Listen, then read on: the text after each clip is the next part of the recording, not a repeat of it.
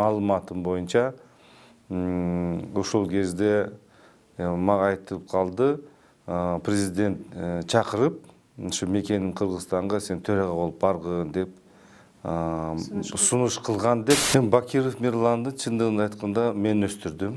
Биз аттанганда рейтинг эң биринчи рейтинг Бабановдук болчу. Ал кезде Атамбаевдин мындай агрессивдүү маанайда сүйлөгөн сөздөр аябай катуу таасир этти, окшойт деп ойлоп атам. Эми түрмөгө отуруш бул мындай милдеттүү эмес да. Коопсуздук кеңешинин жыйынында сиз менен Атамбаевдин диалогу Кыргызста мындай кызыктуу маалымат катары калып калды да. Дары болсун деген. Дары болсун деген. Атамбаевдин дары болсун деп, эми чындыгында ал бизди сындады. Темир чокко силерди күйгүзөбүз деп. Амансыздарбы, Супер ТВ каналынын көрүүчүлөрү, эфирде кайрадан саясий коктейль берүүсү. Бүгүнкү берүүбүздүн коногу Жогорку Кеңештин 3 жолку депутаты, мурдагы министр, ошондой эле экинчи муундагы депутат десек да болот. Учурда Жогорку Кеңеште Өнүгүү Прогресс фракциясынын лидери Бакыт Төрөбаев болмокчу. Бакыт ага, студиябызга кош келдиңиз. Чоң рахмат сиздерге да. Сизди ушу жайында эл чуу түшүп аткан маалда ковид менен ооруп атат деген бир маалыматтар чыгып кетти эле да. Ден соолугуңуз жакшыбы? Ден соолук жакшы. Бүгүнкү күндүн суроолоруна келсек, кечээ күнү маалымат чыкты. Сиздердин фракциядан ошондо оппозициялык блоктон болуп калат да. Вице-спикер Мирлан Бакиров болчу, ал ошо отставкага кеткени тууралуу да өзүнүн каалоосу менен арыз жаздыбы, же ал кишиге дагы Аида Касмалиеваны кетирүүгө аракеттей бир иштер болдубу? Жок, бул Мирлан Бакиров жалган айтпасам, бир 25 күн мурда экөөбүз сүйлөшкөндө ошондой айтып калды. Жакшы иштештик, жакшы иштедим, рахмат сага. 2 жолу депутат мен кылдым, комитеттин төрагасы болдум, вице-спикер болдум. Биздин жакшы коллегалар, жаңы депутаттар, келген коллегалар бар. Ошол балдарды өссүн, өнүксүн. Биз баары жактуу мындай туура көрүп, баары карап, туура көрүп, өз каалообуз менен деп ушуна 25 күн мурда айтылган бул сөз. Бирок ошол айтылганда анан кийин мен айттым, ушул кайсы күнү өзүң чечим чыгарасын деп, мына кечээ өзү негизи 17-синде арыз жазган, бирок кечээ биз мындай ачыкка жарыя кылдык да. Ошондо ордуна Улан Исмаилов деген. Биз ушул биз кеңештин, саясий кеңештин негизинде ошол партиянын мүчөсүнөн Улан Исмаилов көрсөтүлсүн деп биз фракциянын депутаттарынын арасында сурамжылоо жүргүздүк. Сурамжылоодо Улан Исмаиловго токтолду. Ошого биз азыр процедурасы болот. Улан Исмаиловду талапкерлигин көрсөтөбүз. Ал киши жакында эле августта мандат алып келди деп. Бирок ал киши августта жакын болсо дагы анын тажрыйбасы бар. Ал министр болуп иштеген. Министр деп коебуз, эми Госагентство лесного хозяйства деп иштешкен. 53 жашта, азыр 53 жашта тажрыйбалуу, үй-бүлөлүү, сөзү ордунда. Мен ойлойм, ал кызматты жакшынакай тарта алат.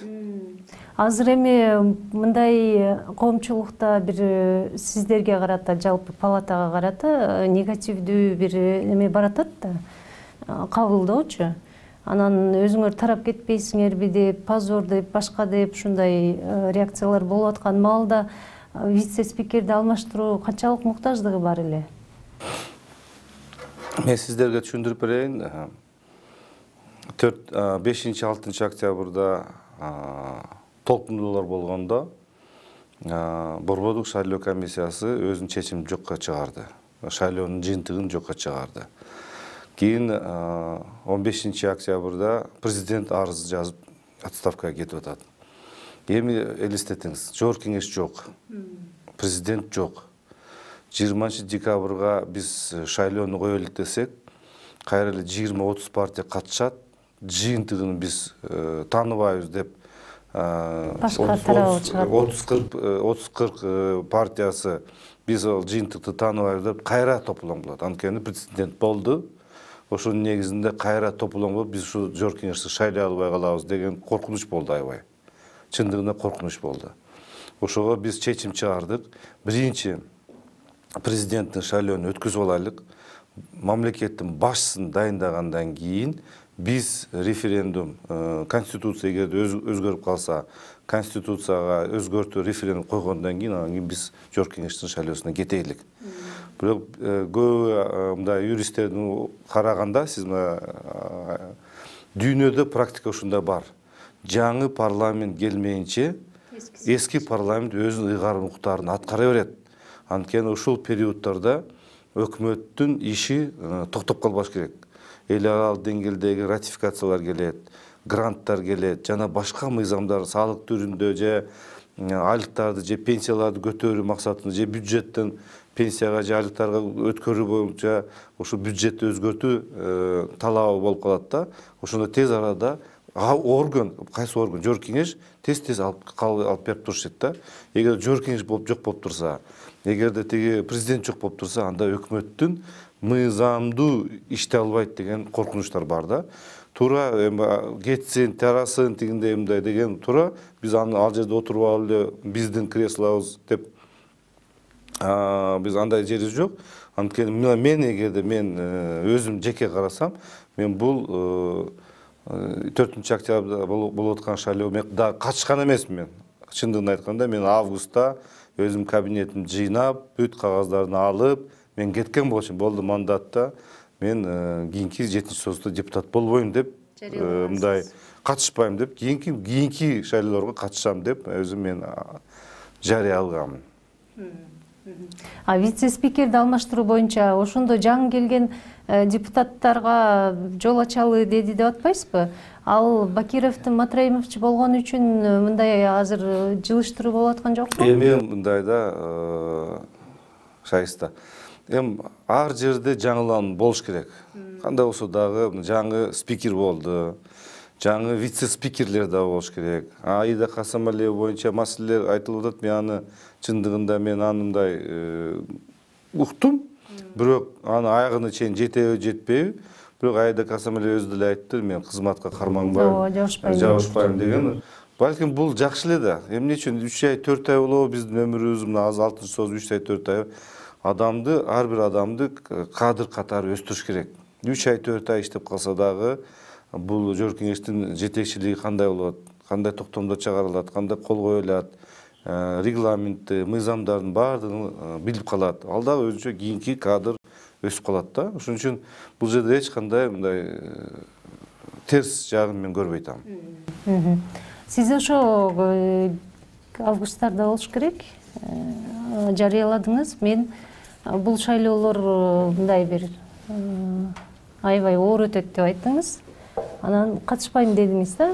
Буга чейин удасынан 3 ирет сиз жогорку кеңеште иштеп келатасыз. Эмне болду мындай чечимге барышыңызга? Эмне себептер болду? Катышпайм деп чыккан. Биринчиден, ал учурда пандемия болуп калды. Экинчи, мен ушул пандемия учурунда аябай эл кыйналып аткан учур болчу. Өзүм дагы ооруп калдым. Бүт мен атамдан баштап бүт бир туугандарым баардыгы ооруп чыгышты.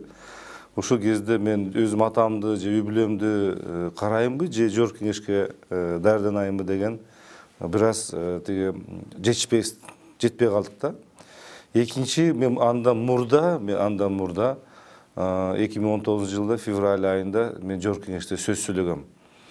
Эгерде мындай барсак, биз эки эле партия өтөт. Бир партия бул административдик ресурсту колдонгон партия, экинчиси партиясы чоң акчасы бар партия эле өтөт. Кийин наразычылыктар болот деп.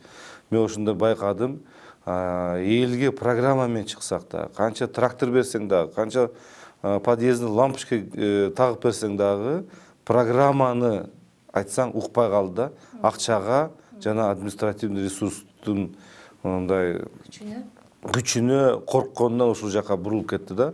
Ошон үчүн мен байкадым, ал жерден өтө оор болот, 7% алганга оор болот. Анткени ушул өтсүн бул этапты деп мен ошого барбай койдум да, өтсүн. Мына мен айткандай эле болду. 2-3 партия өттү дагы, калганы өтпөй калды. республика партия өтпей қалды, 7% ала албай, кандай болсо ал да абройлуу партия да.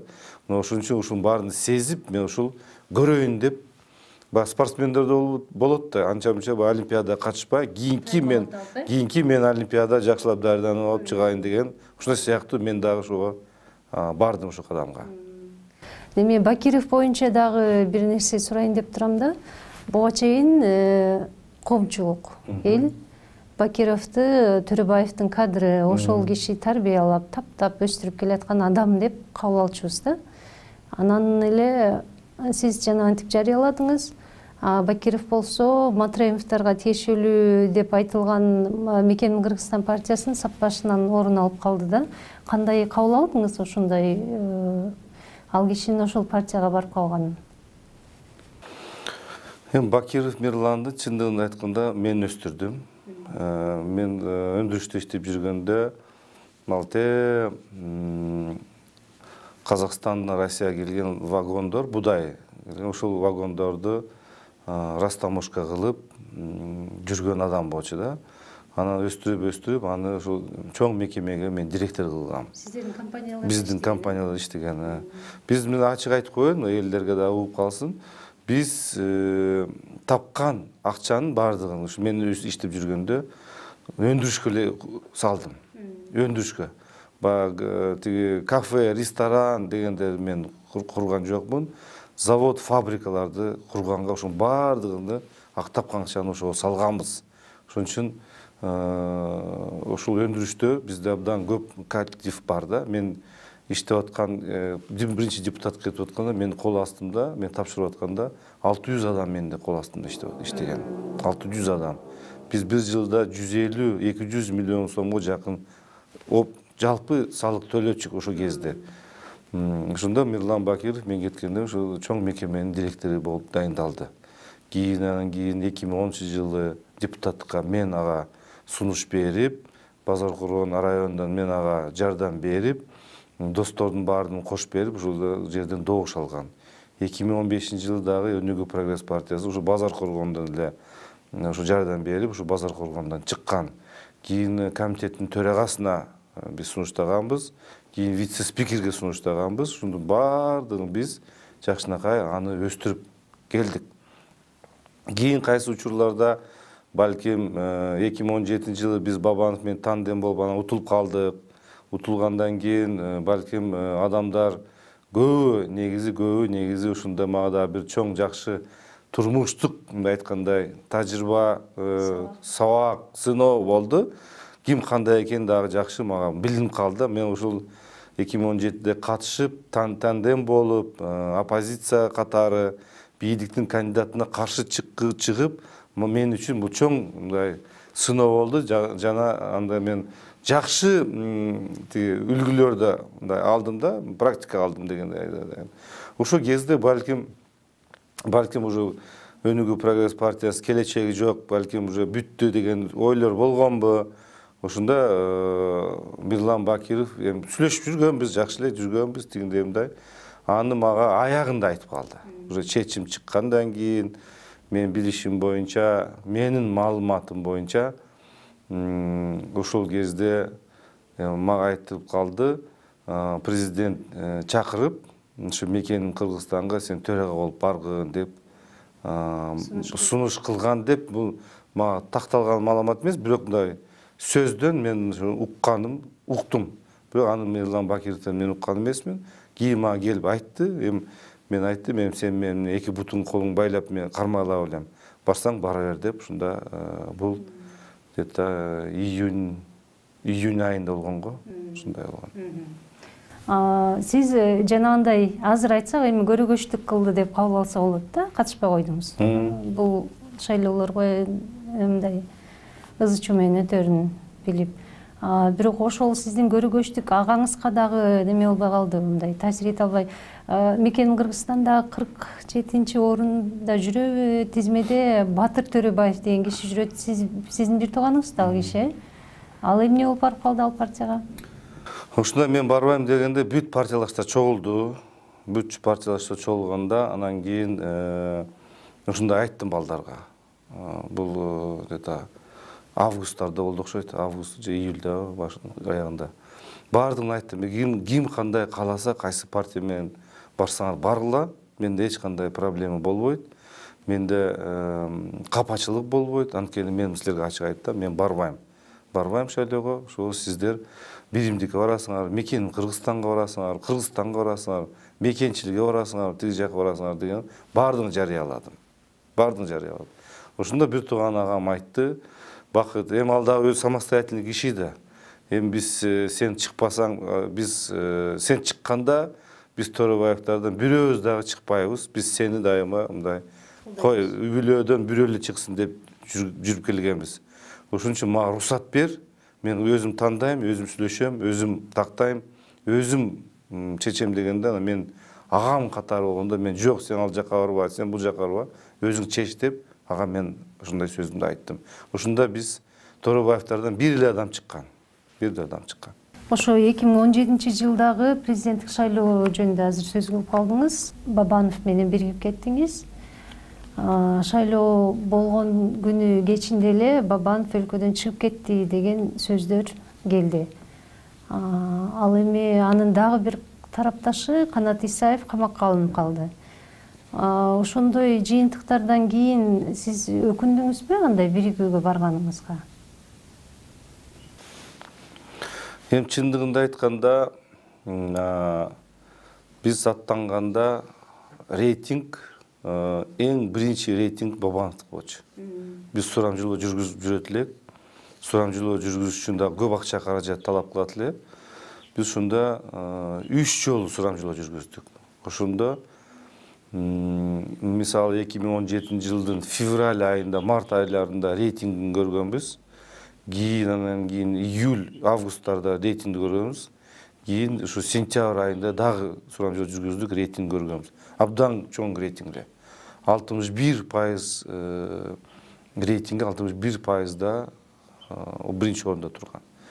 Биздин рейтингтерибиз ага караганда бизге төмөнүрөөк болчу. Ошондо биз чыкканда тиги бийликтин талапкери чыкканда менин рейтингим анткени биз бир жерден болуп калдык да. Бир жерден болуп калганда мен түштүк аймагынан болгондо менин рейтингим бир аз өзгөрүп баштады да. Эми биз саясатчыга да биз баары билиш керекпиз да. Анан жөн эле барып урууну өрөп мен жөн эле катышкан үчүн эмес да. Ошондо менде чыгы электе менде рейтинг аябай мындай экинчи орунда келаткан. Экинчи орунда келди. Мадумар Адахан Кимсанбаевич дагы ушу бирдей келатканбыз. Ошондо чыккандан кийин биз байкап калдык. Ушундай рейтингде өзгөрүп атат. Аябай өзгөрүп атат. Ошондо биз штаб менен чечтик. Сунуш келип калды. Ошондой биригиш керек. Анткени сиз мындай бийликтин талапкерлигине эч ким мындай катуу туруштук бере албайт деген да. Бардыгына.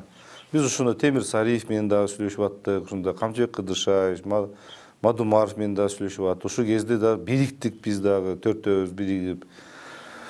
Бийликтен мага дагы сунуштар түштү. Чындыгында айтканда мен айтып берейин. Мага ошондо первый вице-премьер-министрге сунуш түштү жана мага төрага шайлоодон кийин төрага болосуң деген сунуш түштү. Ошондо сунуш түшкөндө мен жок деп айттым. Ушу Бабанов менен биз биригебиз. Ошондо бийликтин талапкерлигине биз каршы чыгабыз, биз утабыз деген үмүт менен чыкканбыз. Ошон үчүн сиз айткан дагы жогоруда айтып кетпедим да, өкүнүч бир жагынан ушу этап өткөн мага пайда болду. Анткени бул нерсени да өч керек экен да. Жумшак жылуу диванда, жумшак маанайда дайыма сен эч ким тийбейт, сен эч качан критика кылбайт деп жүрө берсең, анда бышпайт экенсиң да. Мындай такшалбайсың да. Ошон үчүн ушул нерселерди биз туура мен өткөздүм деп эсептейм. Бунусунда мисалы 2020 жылында биз баардыгыбыз, мисалы мен көрдүм, реальный кимдин талапкери күчтүү экенин байкап турасың, билесиң. Ошон үчүн биз жөн эле чыгып, жөн эле галочка үчүн андай чыккан эмеспиз да. Биз сезип калдык. Бул шайлоодо азыр мен деле көрүп атам да, ким кандай өзүн алып барып атканын, эмне сүйлөп атканын так даана мен таза көрүп атам. Эмне болорун, эмне болот келечекте. Байкап турган адам катары. Ооба. Ушу Бабанов боюнча сурайын деп турам. Ал киши 600 000 адамга жакын адам шайлоочу, ал кишиге ишеним көрсөттү ошол жылычы президенттик шайлоодо. Анан жеке себептери эмне болгонун расмий эч жерде айтып элек азырынча. Бирок ошончо добушун таштап туруп, анан мен саясаттан кеттим деп койду да. Кандай кабыл алдыңыз бул чечимди?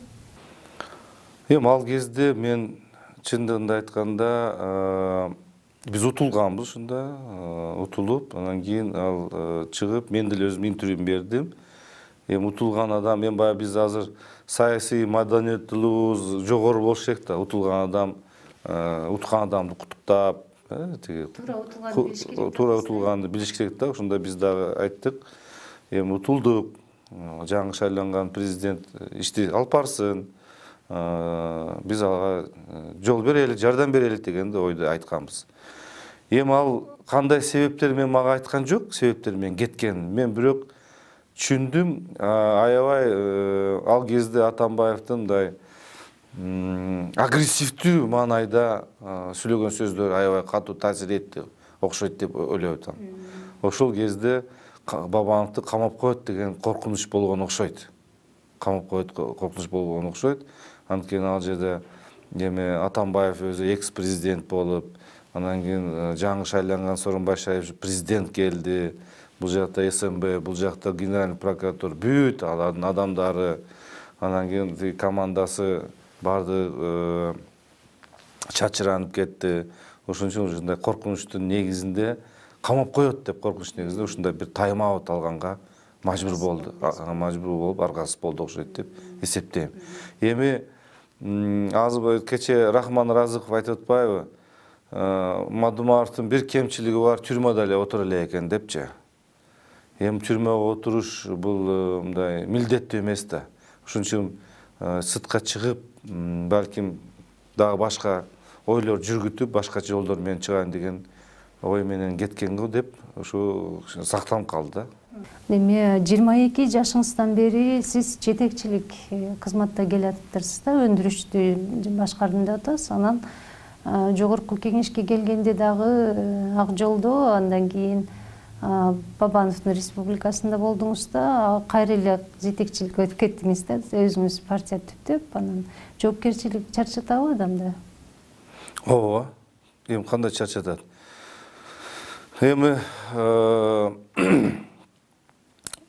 Кече кайсы бир интервьюда сурап атат, президенттик кызматка эмнеге барбадыңыз депчи. Негизи президенттик кызмат бул өтө чоң жоопкерчилик. Ар бир жетекчинин мойнунда жоопкерчилик. Жоопкерчилик биринчи бул сенин коллективиң. Коллективиң жашоо шарты кандай экен? Жашоо шарты, үйү барбы, машинасы барбы, үйүндө тамак ашы барбы, кантип өзүнүн баласын багып атат деген ушул жоопкерчилик болот. Мамлекеттин астында, мисалы өндүрүштү иштеп атканда, мамлекеттин астында өзүң өндүргөн товарлардын баасы өтө жогору болбош керек. Салык, соцфонд жана башка ушу төлөмдөр бар, ошонун астында төлөп туруш керек деген ушул жоопкерчилик. Ал жоопкерчилик чоң. Көп ойлойт бизнес өндүрүш оңой депчи. Андай эмес. Анткени анын товарын алып келип, өндүрүп, товар жүргүзүп, сырьёдон товар жүргүзгөндөн кийин аны сатыш керек.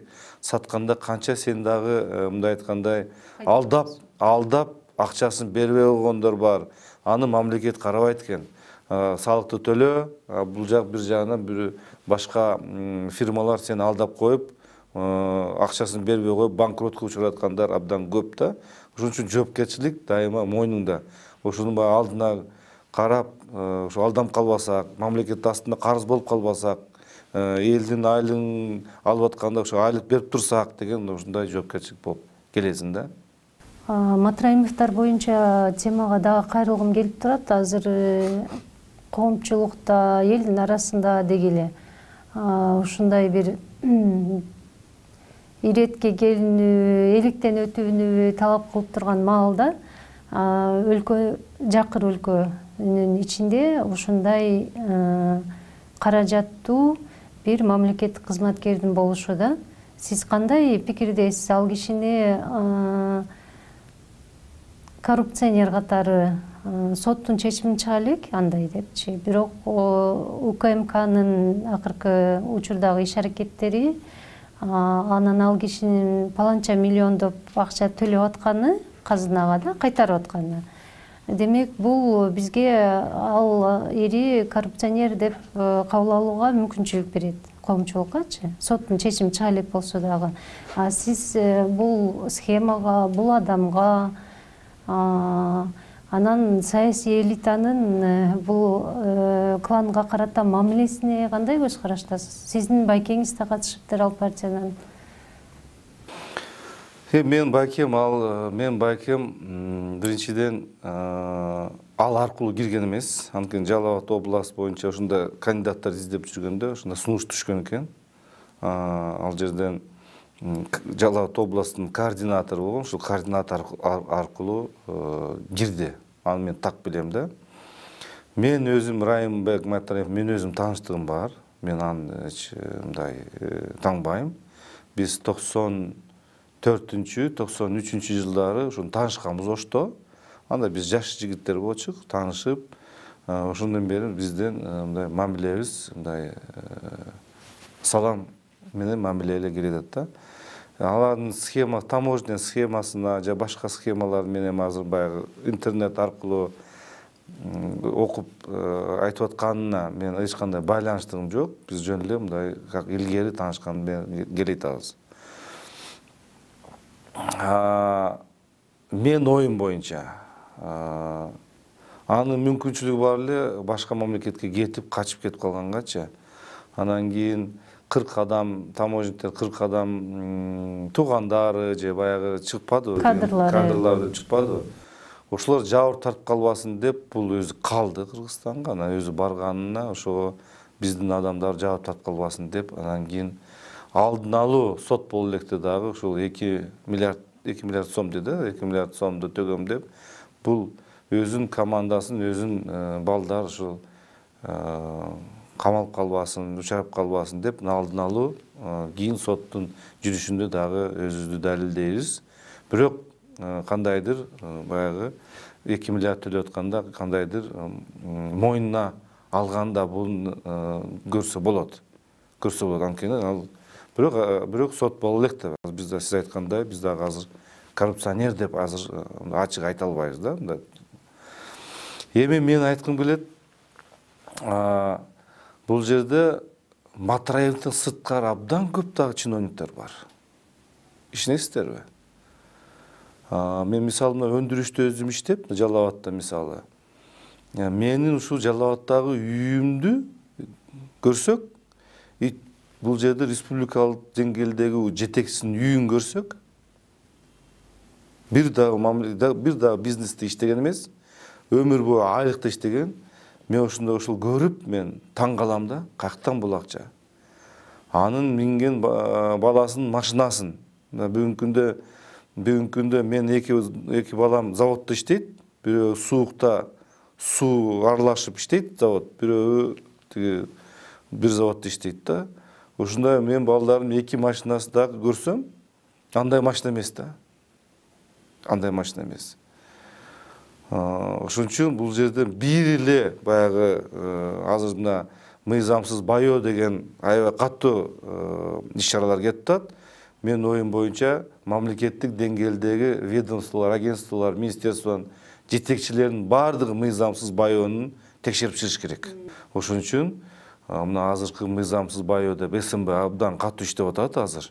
Мен оюм боюнча, менде маалыматым бар. Азыр бүт мурдагы жетекчилер, азыркы жетекчилердин үстүнөн толук кандуу азыр иштер катуу жүрүп атат. Ал ошол СМБнын коррупцияга каршы кызматы жөнүндө айтып атасыз. Ошол эле Матраевдарга тиешеси бар беле жок беле, бир бажы кызматкеринин орто деңгээлдеги жетекчи дейли аны. Негизги жетекчи эмес болчу, бир үйүн текшерүүгө алышканда бир 10дон ашык кымбат баалуу ар бир квартирадан кымбат турган сааттары чыкканда, бул орто деңгээлдеги жетекчинин үйүнөн болчу да. Анан сиздердин колуңуздарда ошондой камчы бар да, депутаттардын колундачы. Бизде мыйзамда бар декларация деген түшүнүк. Мамлекеттик кызматкер декларация толтуруп, анан кайсы буюму, кайсы байлыгы каяктан келгенин түшүндүрүп бериш керек дегенчи. Ошол декларациянын иштешине бир мындай неме жардамчы болбойсуздарбы сиздер анда? Электин өткөрсө чын эле мындай жакыр өлкө пенсия төлөй албай атат, пособие бере албай атат. Ошондой өлкөдө каяктан андай байлар? Биздин камчыбыз микрофон эле. Микрофон. Мисалы комиссия түзө аласыздар, билбейм. Комиссия түзсөң эле нааразы болот. Булар комиссия түзө берет экен, өкмөттүн ишине киришет экен, текшере берет экен дегенде сөздөр аябай көп болду да. Ошондо биз дагы комиссияларды токтотойлукчу. На уровне микрофон аркылуу сын пикирлерди айтайлык, калганы өзүм орган ведомстволор алар өздөрүнүн ишин жүргүзсүн. Декларация боюнча өзүнүн ишин берет. Бул азыр канча 7-8 жыл болуп калды да келатканына. Ал өзүнүн ишин акырын келет. Жыйынтыгы берет. Анткени азыр мыйзамсыз байоо боюнча аябай катуу кетип атпайбы? Анткени ал 7-10 жыл мурдагы декларацияны көтөрөт. Азыркы декларациясын көтөргөндө, анан өзүнүн туугандарынын мүлктөрүн текшергенде дал келбей калса, ошол негиз катары, негизинде анын ишинин үстүнө иш козгойт да. Ошончо азыр балким ал бере албай атат азыр. Бирок берип атат анча декларация. Бирок кийин аны берет жыйынтыгын. Декларация абдан көбү байкабай эле туура эмес жазып коюп атат, тиги скрывать этип тигиндей мындай жазбай атат, бирок кийин анын жыйынтыгы чыгат. Ал ойлоп атышат, баягы мен тууганына оформить этип койсом, тиги тууганына оформить этип койсом, тиги мен билинбей калат деп. Жок, кийин ал билинет. Анткени биз 2-3 жылдан кийин ар бир жаран сиз дагы декларация толтурасыз. Сиз дагы декларация толтургандан кийин сиздин мүлкүңүз каяктан келди? Сиз аны жазасыз. Жазгандан кийин каяктан келди? Анда сиз мындан салык төлөш керексиз дейт. Ана сиз айтасыз, мен салык төлөбөйм, бул меники эмес, бул тиги чиновниктин тууганынын мүлкү деп айткандан кийин ошол дагы негиз ошонун үстүндө иш козголуп калат да. Ошон үчүн бүтүндөй Кыргызстандын пенсионерлердин башкасы бардыгы декларация тапшырат. Тапшыргандан кийин чыгып калат кимдин кандай мүлкү экенин. Анткени сизге келет дагы сиздин намыңызда тууганыңыздын мүлкү сиз жазылып калса, сизге келип бир жылда сиз 200 000 сом налог төлөп коюш керексиз. Мүлк салыгын дегенде мен төлөбөйм. Анткени бул меники эмес деп айтасыз да. Ошо чыгып калат да.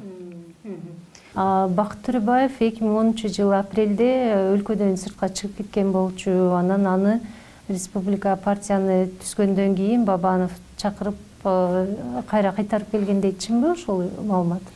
Эми 2017 жылында мен өзү министр болуп аз иштедим. 10-жылы мен 3 Ташиев, Камчы, Кыдыршаевтан кийин келдим. Мен ошол кезде 36 жашта болчумун. 3 ай эле иштедим мен. 7-апрелде биз кетирди. 7-апрелде кетиргенде мен эч жака кеткен жокмун. Кетпей, андан мындай 7-апрелде бизди 10-апрелде мени Темир Сариев чакырды. Темир Сариев келип, Бишкекке мен келип, Темир Сариевдин кабинетине кирип, ошол кезде анан кийин кандай кылабыз, Жалал Абадта кантип өлкөнү өнүктүрөбүз деп. Ал жалпы эле анда биз 4-5 адамды Жалал Абадтан чакырган. Ошондо мен келип, анан кийин биз өзүм Жалал Абадта, Бишкекте жүрүп калдым. Кийин биз баягы тополоң болуп аттык го, тополоң болгондо май айында мен 15 күнгө ошол кезде айтып атышат да, 15 күндө мен эс алганга Турцияга кеткем. Кийин кайра июнь айында мен келдим. Июнь айында келгенде ошол саясатка аралашпайм, барбайм деген ойдо болчу мен бизем тиги министрликке түшкөндөн кийин. Бирок ошондо анан Өмүрбек Бабанов чындыгында мени өзү чакырды. Чейин тааныш белеңиз ал иш менен? Первый вице-премьер болгондо мен ошо өндүрүш салык кодексти жазып атканда, салык кодексинин автору бири менмин да. Мен дагы жазганбыз, Шадиев анда комитет төрагасы болчу. Ошондо мен первый вице болгондо ошондо биз сүйлөшүп калганбыз. Мында тыгыз байланышта болгон эмеспиз, бирок тааныштыгыбыз болчу да. Ошондо чакырып, бакы ушундай биригип атабыз, келбейсиңби дегенде, мен ошондо макул бердим чындыгында. Мен Бабановдон ачык айтканда, Бабановдун кандай иштеп атканын, кандай ишти жүргүзүп атканын мен көп нерсени андан үйрөндүм. А эмнеден улам өзүнчө партия түптөш керек деген чечимге келдиңиз? Эми баягы сиз айтпадыңызбы, сиз өзүңүз жетекчи болуп келатасыз. Анан ошол кезде характер бар окшойт, ошо жетекчи эми ушундай Өмүрбекке да кирип, Өмүрбек мен да өзүм бир сыйнап көрбөймбү, лидер партия болуп, биринчи кадам, биз биринчи партия ачкан эмеспиз да, биринчи өнүгүү кыймыл деп ачтык. Анан кийин айыл чарба багытында иштерди кылабыз деп кыймыл ачып, кыймыл менен жүрүп атканбыз да. Ошондон кийин Өмүрбек ачык айтып, ушундай биз да өзүнчө лидер болуп чыксак саясат чөйрөсүнө кандай десе макул деди, эч проблема жок. Ошон үчүн мен туура түшүнөм деп, биз жакшынакай мындай коштоштук. Эч проблема жок. Анан кийин президенттик шайлоодо кайра бир эми ал президенттик шайлоодо. Ошол кезде президенттик шайлоодон кийин Коопсуздук кеңешинин жыйынында сиз менен Атамбаевдин диалогу Кыргызста мындай кызыктуу маалымат катары калып калды. Дары болсун деген. Дары болсун деген. Анан ошо Атамбаевдин дарысынан кийин Бакыт Төрөбаев тынчып калды. Саясаттан жоголуп кетти ал адам деген мындай мүнөздөмө келатат да. Сиз макулсузбу ошондой эме пикирлерге? Мындайча айтканда Төрөбаев өчүп калды ошо дары болсун дегенден кийин деп айтылат да. Эми элестеттиңиз сиз, 2017-жылы шайлоо бүттү, жаңы президент шайланды. 6 жылдан кийин дагы президенттик шайлоо болот.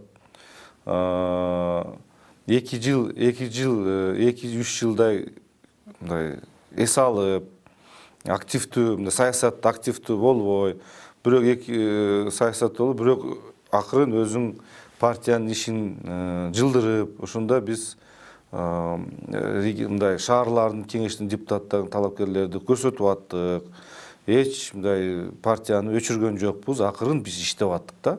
Радикалдык оппозицияга чыкпасак дагы, бирок акырын биз өзүбүздүн ишибизди улантып, жерлерде ишти жүргүзүп аттык да. Ошон үчүн бул жерден мындай айткандай Атамбаевдин дары болсун деп, эми чындыгында ал бизди сындады.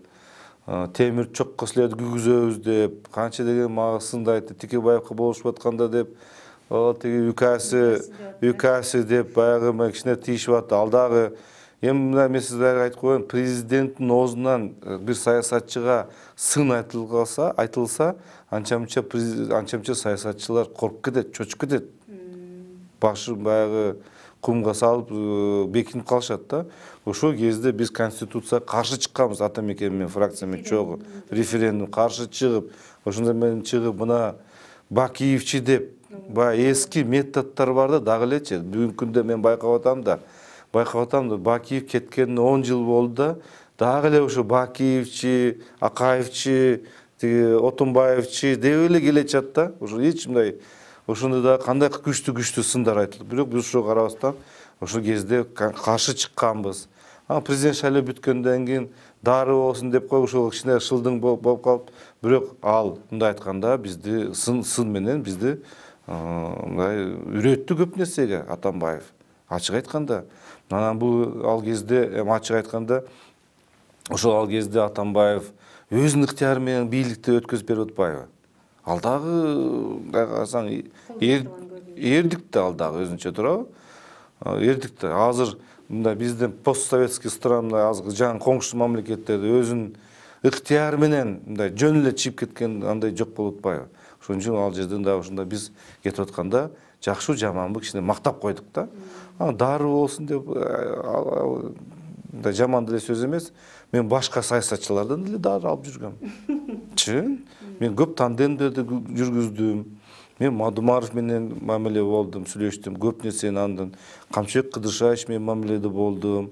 Ахматбек Келдебекович мамиледе болдум. Бабанов менен мамиледе болдум. Алардын мамиле болгону менен биз алардын кандай көз карашы экен, ой жүгүртүүсү, алда көздө мамлекетти кантип өнүктүрөбүз, кайсы жол менен алып барабыз деген көп сөздөр айтылат да. Ал китепте жазылбайт экен да. Бирок ушул мамиледе көп нерсени сага айтып берет экен да. Анан билет экенсиң. Керек нерсени алат экенсиң, керек эмес нерсени албайт экенсиң. Өнүгүү прогресс фракциясы оппозициялык жүктү аркалай алдыбы? Сиздер оппозициялык блокто калган неме расмий түрдө азыр оппозициядасыңар. Бирок ошо заты оппозиция боло алдыбы өнүгүү прогресстин? Конституцияга каршы чыгып атканда ошо боло алдык. 16-жылы. 16-жылы биз конституцияга каршы чыгып, өзүбүздүн ой пикирлерибизди айтып, биз ушунда боло алдык да. Азыр жаңы конституцияга долбоор чыкпадыбы? Ошондо мен да кол койдум, мен андан таңбайм, бирок мен бир условие менен кол койдум. Биздин өзүбүздүн дагы ойлорубуз бар. Анткени бийликтин 3 бутагы бар деп атпайбы? Дайым айтып келатабыз. Бул аткаруу бийлиги, сот бийлиги жана мыйзам чыгаруучу бийлиги. Ошо 3 бутактын бийлигин так даана конкреттүү ажыратыш керек деген мен ойдомун. Сот системасы чынында 7-этаждан же президент аппаратынан звонок аркылуу башкарбаш керек. Президент мыйзам чыгаруу палатасына мыйзам чыгып атканда, мыйзам талкуулап атканда президент тараптан, аппараттан тараптан эч кандай кийлишпеш керек. Президент өзү аткаруу бийлиги менен ишти алып барыш керек деген мындай ошо убакыт келди окшойт. Азыр бүгүнкү күндө эл дагы ошого талап кылып атат да. Чынында сот системасы көз каранды болуш керек. Көз карандысыз болуш керек. Ошо бир коркунуч бар. Эгерде биз көз карандысыз кылсак соттордон ашка чыга бербейби, өзүн билемдик кылбайбы деген коркунучтар бар. Бирок аткаруу бийлигинде өзүнүн камчысы бар. Бул МВД, СМБ жана башка камчысы бар. Эгерде туура эмес чечим чыгарып аткан болсо, пара алып аткан болсо, жана башка иштер жасап аткан болсо, ошол камчы менен сен аны тиги көзөмөлдөп тургун деп ушундай азыр ушу конституция келет деген ойдомун мен. Мен ошо ниеттемин ушундай да. Азыр эки коомчулукта эки пикирдеги масса басымдуу болуп атат. Бирөөсү биз президенттик башкарууну баштан өткөргөнбүз. Андай бийлик келчү болсо бизге эмне жыйынтык, эмне финишке барарын билебиз. Андыктан биз ага макул эмеспиз дегендер. Экинчи тарап болсо парламенттик формада жүрсөк, коллективдүү башкаруу деген бул коллективдүү жоопкерчилик деп экинчи тарап ошол аргументти айтып атат. Анан сиз кайсы жол Кыргызды өнүгүүгө алып барат деп ойлойсуз? Мына карасаңыз, сиз өзүңүз кайсы жол өнүгүүгө алып барат деп айттыңыз да. Мен мындай аргумент катары айтып берейин сиздерге. Президенттик башкаруу, парламенттик башкаруу азыр аны айтпай турайын. Мен экономикалык, социалдык абал жөнүндө айтып кетейин. Бүгүнкү күндө экономик, социалдык абалды карасак, акыркы 4 жылда биздин республикалык бюджеттин аткарылбай атканын байкап келатабыз. Акыркы 4 жылда дефицит дагы абдан мындай көбөйүп келатат да. Байкап атасызбы? Бюджет аткарууда абдан ар жылы мына 17-жылы жылы аткарылган жок, 18-жылы жылы аткарылган жок, 19-жылы жылы аткарылган жок, 20-жылы жылдагы аткарылган жок. Байкап атасыз. Бул не деген? Бул экономиканын өтө төмөндөп кетип атканы.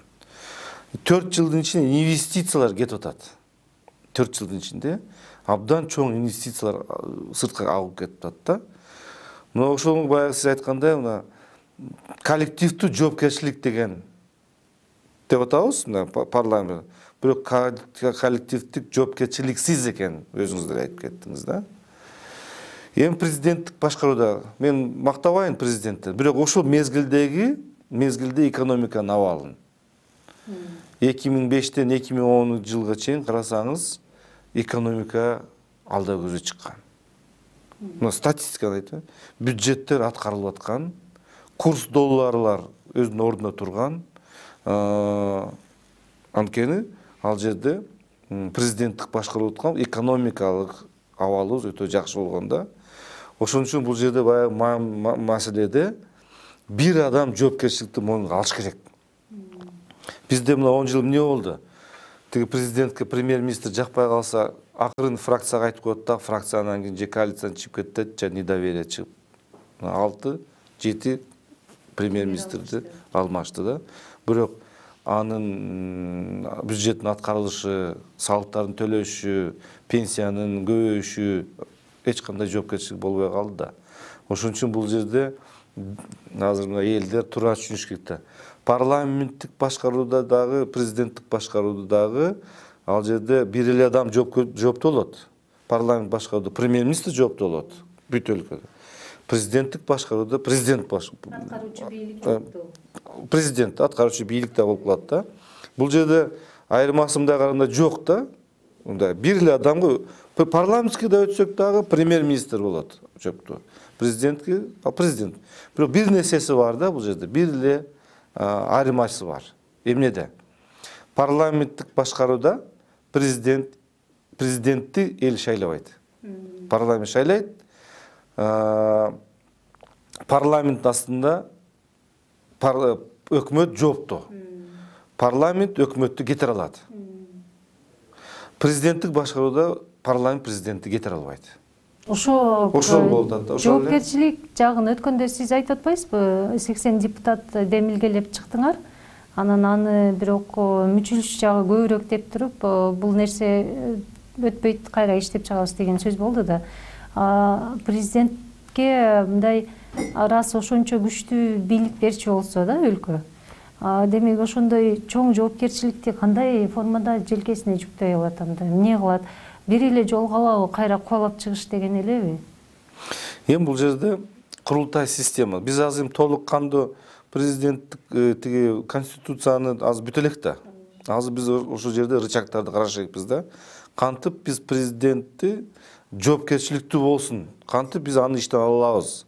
Кантип ага импичмент кыла алабыз? Ошол нормаларды карап чыгыш керекпиз да. Мисалы импичмент кылыш үчүн процедуралар өтө оор да. Балым импичментти биз жеңилдетебиз. Курултай институту бар.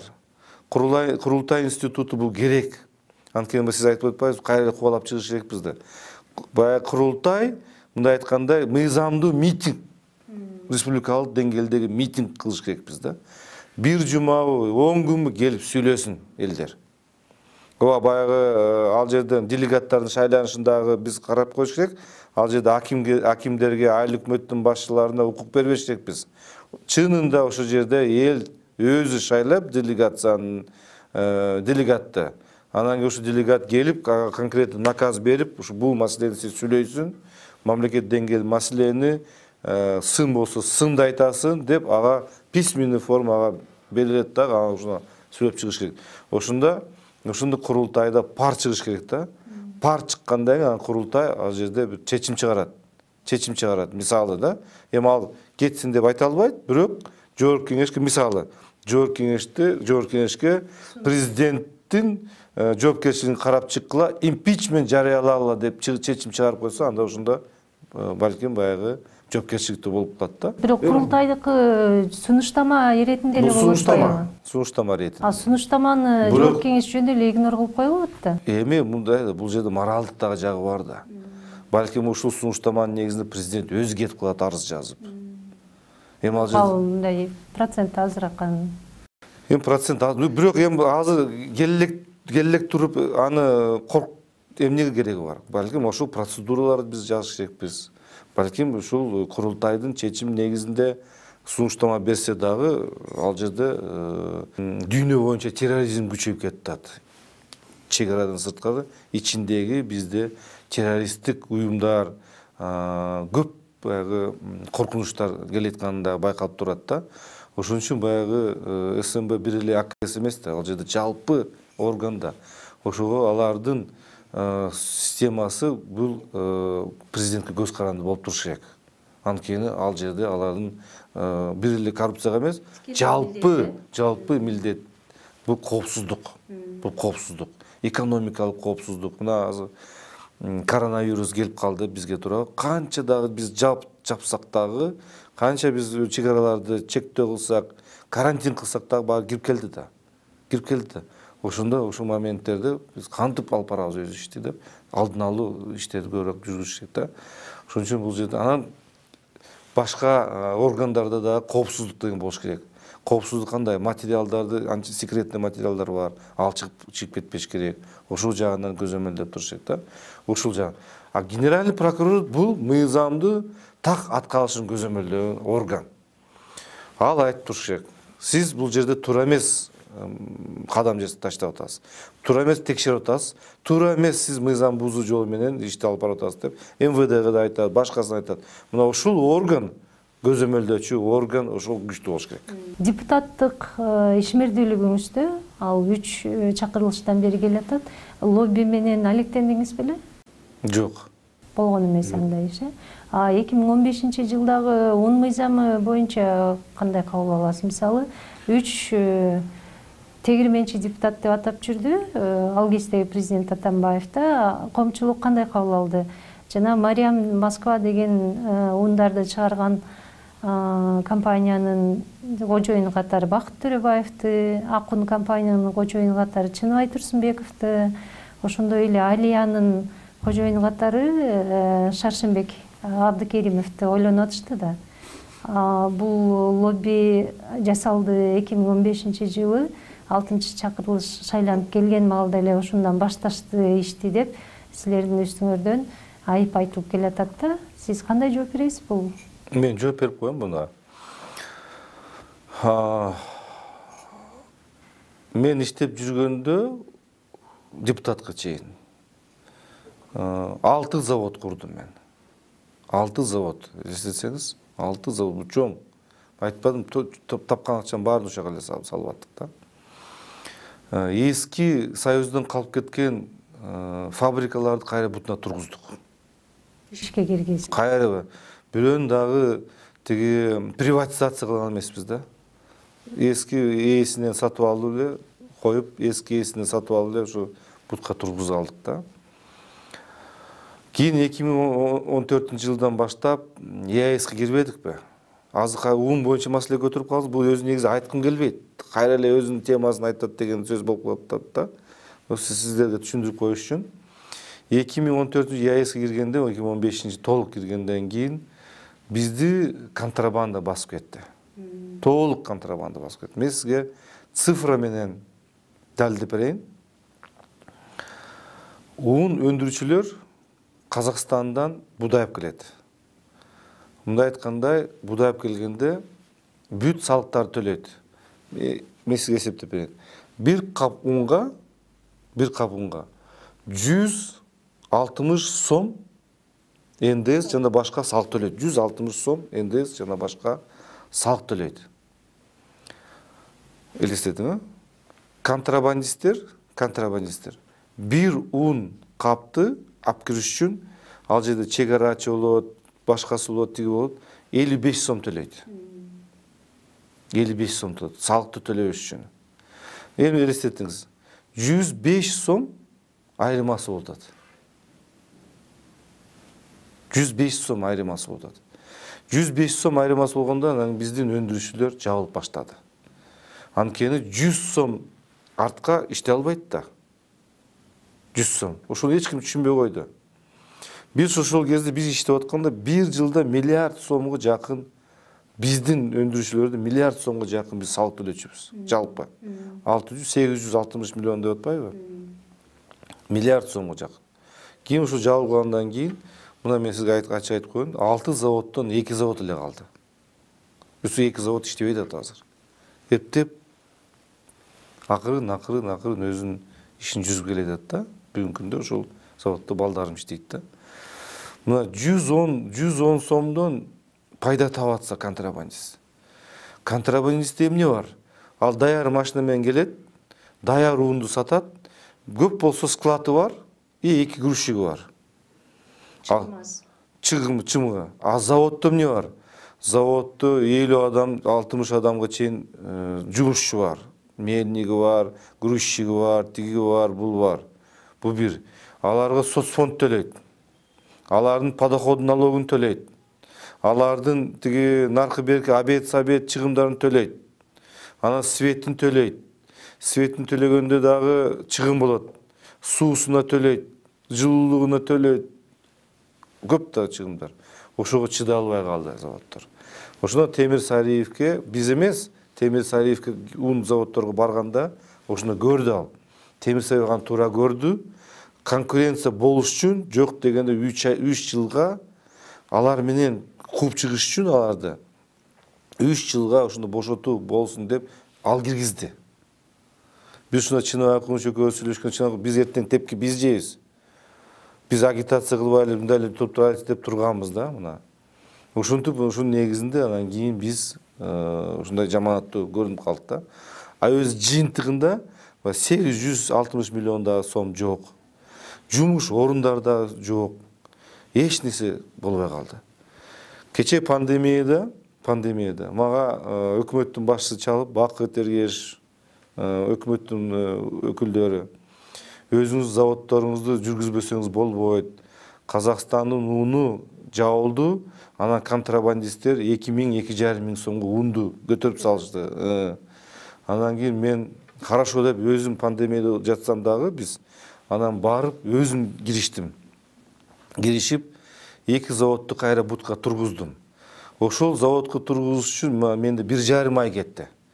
Тиги мотор урдалып кеттир, тиги ремень урдалып кеттир, тиги подшипник жок, майы жок, тиңдейимде 2 завод зорго тургуздук. Анан Казакстан бербей койду да. Казакстан бербей, анан орустарга чалдык. Орустар чалып бергиле бизге будай, тигиндей мындай деп анан алар беришти. Орустардан будай келгиче 1 ай кетет убакыт. Келди, анан май да зор келди. Майдан баштап иштеп баштагандан кийин, балдар коюп баштап иштеп баштаган, биз мына 2000 сомдон биз мына 1300-1400 сомго түшүрүп койдук. Мундун баасын. Азыр мына сизде Жалал Абад, Ошко, Бишкекте дагы мына сурасаңыз, азыр ушул заводдогулар иштеп атат 25%. Бирок ундун баасын аракет кылып атат кармаганга. А ошол экинчи жагы контрабанда менен күрөшүү мүмкүнчүлүгү жокпу? Контрабанда менен күрөшүү мүмкүнчүлүгү бар. Бул ток экономический рычагдар менен. 1 күн, 2 күн, 3 күн таможня жок да азыр. Тиги чек арачы, налоговый карайт. Бирок адам экен да. Баары акча пара алып коюп атпайбы? Ошондой өткөрүүчү пункттарды автоматташтырып салбайсызбы? Автомат мен кылбайм да аны. Аны өкмөт кылат да. Ошо өкмөттөн талап кылбайсыздар? Өкмөттөн талап кылып атабыз. Мындан кече налоговыйдын бир замы мага звонить этип айтып калды. Бакыт Эргеш таластагы биз койгондон кийин 800 бир жылдык койгондон 800 миллионго плюс болуп чыгып атабыз дейт. 800 миллион деди, ушундай деп айтты да. 300 унутуп калдым, плюс болду да. Мен ушуну айттым да, мына көрдүңүздөрбү? Силер бизди эле күнөөлөйсүңөр. Ошондой эмне болот? Силер бул жакта налогта көп өтөсүңөр, бул жакта дагы конкуренцияга дагы мындай шарт түзүп берип атасыңар. Ошондой заводдор да иштеп калат да. Бул бир эле тармакта эмес. Мен бир жолу бир баланы жөнөттүм. Бир күндө таластан бир күндө ошону эсептешиптир. 100 канча машина өтөт экен. Машина. Жүк ташуучу. Май, лес, бензин, ун, макарон, бүт бардыгы ошону канча ойлойсуз, баягы мыйзамсыз. 10% эле мыйзамдуу, калган мыйзамсыз кирип атат. Мен как экономист катары 40% контрабанда, 60% экономикасын бузат. Контрабанда бул, мындай айткандай, бул бизге жасап аткан диверсия. Контрабандисттер өздөрүнүн чөнтөгүн ойлоп, бирок мамлекетке зыян келтирген, 60% экономик зыян келтирген, ал сезбейт да, анткени алардын чөнтөгүн өсүп атат да. А бирок мамлекетибизге, биздин эртең өнүгүүсүнө чоң зыян келтирген адамдар. Бул диверсия, мындай айтсак, теңесе болот да. Мындай айтышат го? Коррупция менен күрөш бул 5 жыл, 10 жылга созулчу деле иш эмес.